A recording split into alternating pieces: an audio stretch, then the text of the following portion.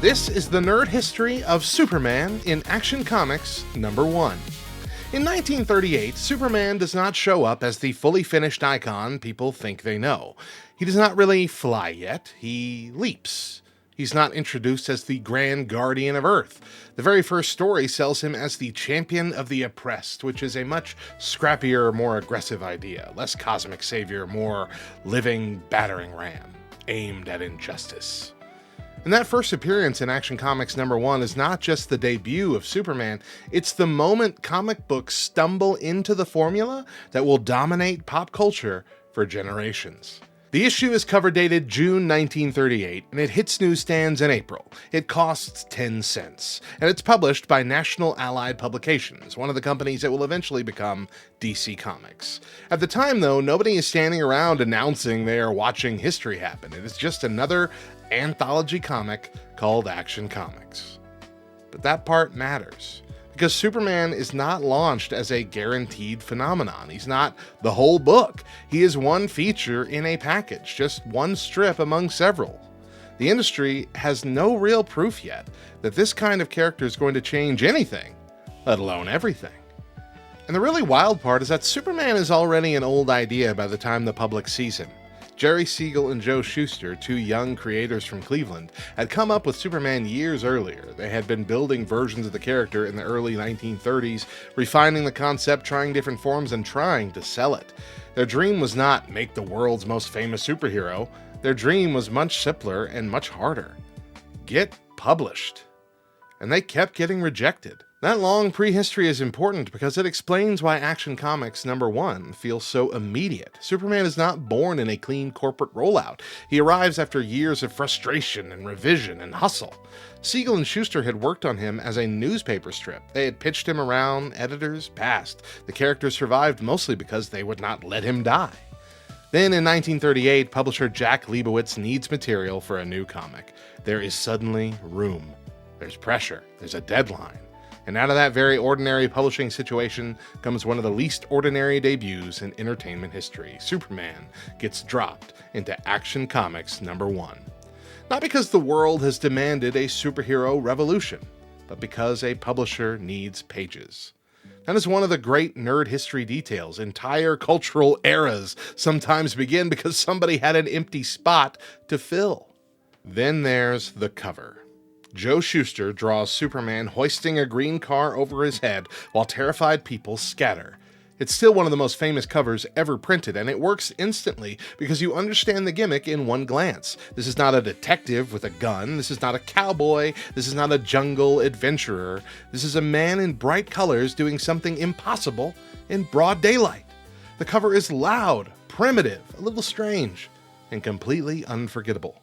And inside, the story moves at an unbelievable speed.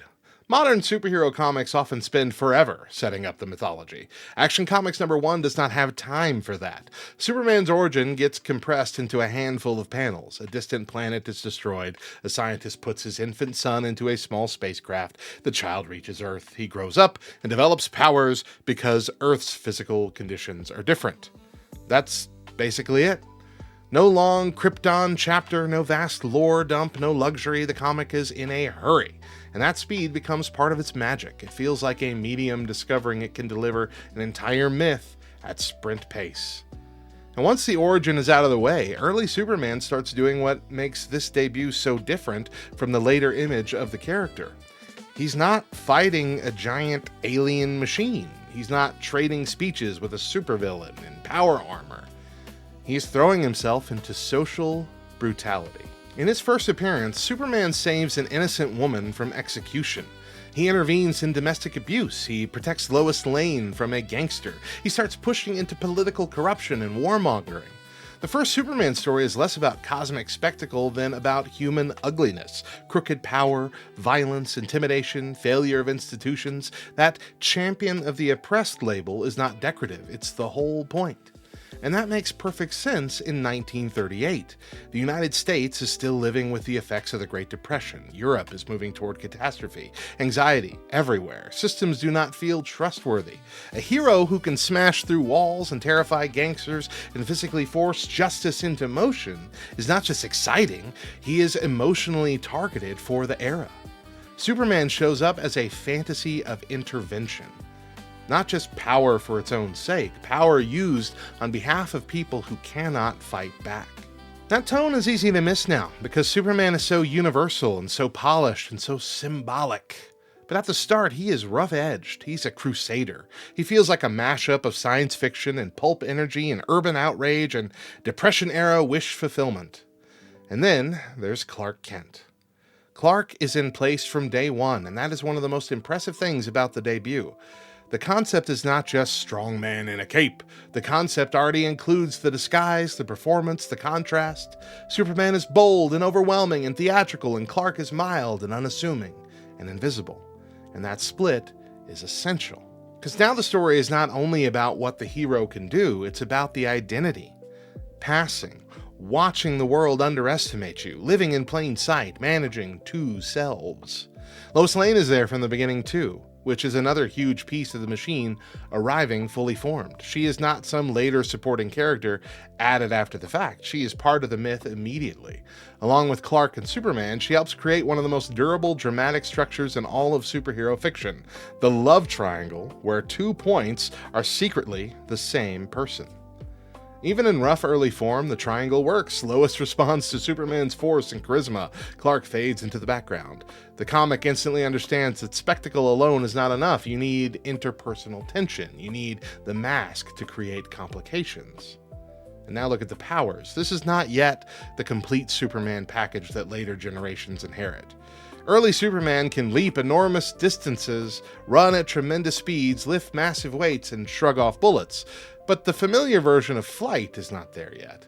A lot of the more elaborate power set comes later. So does much of the detailed Krypton mythology. So do many of the iconic villains and supporting concepts. That first Superman is powerful, but he's contained. He's almost easier to imagine as a super pulp hero than as the planet-moving demigod he later becomes. And that rawness helps the first appearance. He feels physical, direct, concrete. He kicks open doors. He grabs crooks. He bends steel. He acts on the world in blunt, immediate ways. There's very little distance between the problem and the solution because Superman himself is the solution. Then comes one of the saddest and most important parts of the story, the business. Siegel and Schuster created something that would become one of the most valuable properties in global entertainment, and in 1938, they sold the rights under terms that became infamous. They were paid for the pages, and Superman became the property of the publisher. And over time, as the character exploded into a franchise empire, the creators' struggle for compensation and recognition became one of the defining cautionary tales in comics history. So right there at the birth of the superhero genre, you get one of the medium's greatest triumphs and one of its deepest wounds sitting side by side. That contradiction is part of the real nerd history too. The debut is glorious, and the aftermath is messy. And then the explosion happens. Action Comics #1 sells. Superman catches on. At first, the publishers do not fully understand what they have, but very quickly, it becomes obvious that Superman is not just another feature in the anthology. He is the feature. He becomes the reason people care. He becomes the engine.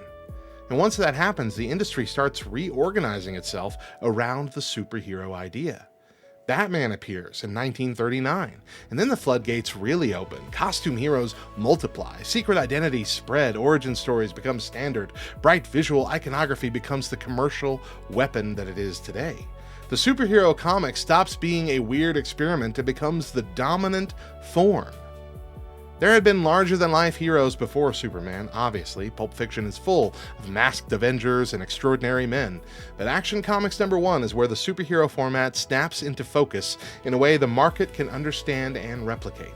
That is why this comic's reputation is so massive now. It's not just a collectible. It's not just the expensive one. It is a before and after object. Before Action Comics #1, comic books do not really have Superman or superheroes.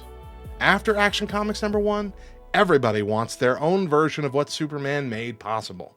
Maybe the most impressive thing is how much of the future is already visible in this first rough, compact prototype. The costume is there. The secret identity is there. Lois is there. The alien origin is there. The circus bright visual impact is there. The idea of a hero who is not merely adventurous but mythic is there. The fantasy that one extraordinary figure can cut through corruption, fear, and violence and helplessness with pure will and power is there. It's all there. It's not finished, not polished, not yet wrapped in decades of continuity, but it's there. That's what makes Superman's first appearance so fascinating. You are not looking at a fully stabilized legend. You are looking at the legend while it's still hot from the forge. You can still see the fingerprints. You can still see the desperation that got it published.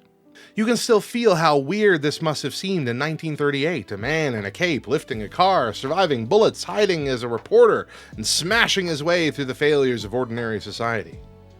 And from that point on, pop culture is never really the same. Because before the movies, before the TV shows, before lunchboxes, toys, animation, logos, fan arguments, and cinematic universes, there is this one 10-cent comic, one anthology, one cover, one short story moving at impossible speed.